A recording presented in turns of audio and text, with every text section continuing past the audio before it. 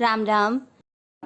आज हम श्रीमद् भगवद गीता के अध्याय 1 अर्जुन विषाद योग का श्लोक 21 संस्कृत उच्चारण और हिंदी अर्थ सहित समझेंगे।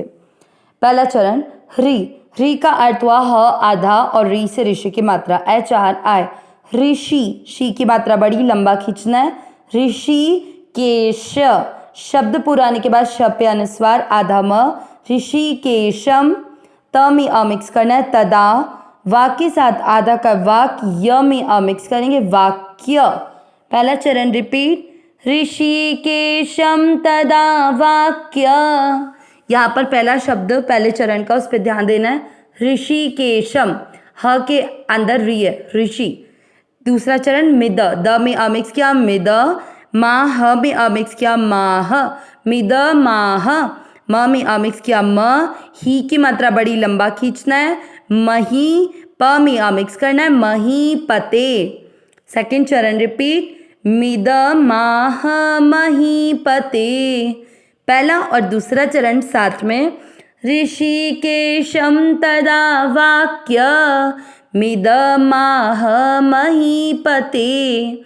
अभी तक श्लोक जो बोल रहे थे वो संजय थे, तो ये पहला और दूसरा चरण भी संजय ने ही बोला है। आगे अब अर्जुन बोल रहे हैं, इसलिए तीसरा और चौथा चरण जो इस श्लोक के हैं वो अर्जुन बोलेंगे, इसलिए यहाँ से अर्जुन बोलना शुरू करते हैं। अ जू के ऊपर आधे र की मात्रा अ के साथ अर जू न में मिक्स करेंगे अर्जुन उवाच। च में भी मिक्स किया अर्जुन उवाच। तीसरा चरण से न में मिक्स करेंगे से नयो। रू की मात्रा छोटी है लंबा नहीं खींचेंगे। भ में मिक्स करेंगे रुभ। यो के साथ आधा र रुभ योर। म के साथ आधा ध मद ये मध्य। तीसरा चरण रिपीट सेनयो रुभ योर मध्य। चौथा चरण रथ दोनों अक्षर पूरे दोनों में मिक्स करेंगे रथ। शब्द पूरा आने के बाद थ पे अनुस्वार आधा म रथम। फिर आधा स आधे स को कैसे पढ़ेंगे स्था। प य दोनों अक्षर पूरी दोनों में मिक्स करेंगे स्थापय। में के बाद में है अवग्रह। आपको अवग्रह होने पर कैसे करना है, इसको लंबा खींचना है में। फिर च आधे के साथ क्यू च्यू त में मिक्स करेंगे मेच्युत। चौथा चरण रिपीट रथम स्थापय मेच्युत। तीसरा और चौथा चरण साथ में अर्जुन उवाच सेनयोरुभयोर्मध्ये रथम स्थापय मेच्युत।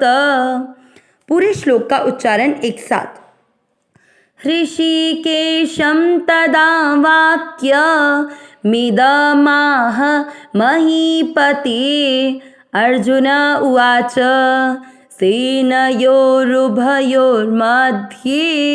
रथम स्थापय मेच्युत। एक बार फिर से ऋषिकेशम तदा वाक्य मिदमाह महीपते अर्जुन उवाच सेनयोरुभयोर्मध्ये रथम स्थापय मेच्युत। श्लोक का अर्थ देखते हैं। इससे पिछले श्लोकों में हमने देख लिया था कि पांडव सेना का जो शंखनाद हुआ था उससे आकाश और पृथ्वी को गुंजाने वाले इस शब्द ने आकाश और पृथ्वी को गुंजायमान कर दिया था और उससे दुर्योधन आदि के हृदय विदीर्ण हो चुके थे। अब कल वाले श्लोक में हमने देखा था कि जब शस्त्र चलने की तैयारी हो रही थी तो अर्जुन ने भी अपने गांडीव धनुष को उठा लिया था। अब आगे ऋषिकेशम। ऋषिकेशम यानी अंतर्यामी भगवान श्री कृष्ण से। तदा यानी उस समय। वाक्य मिद, इसमें मिद का जो म है उसको वाक्य के साथ जोड़ेंगे वाक्यम। वाक्यम यानी वचन।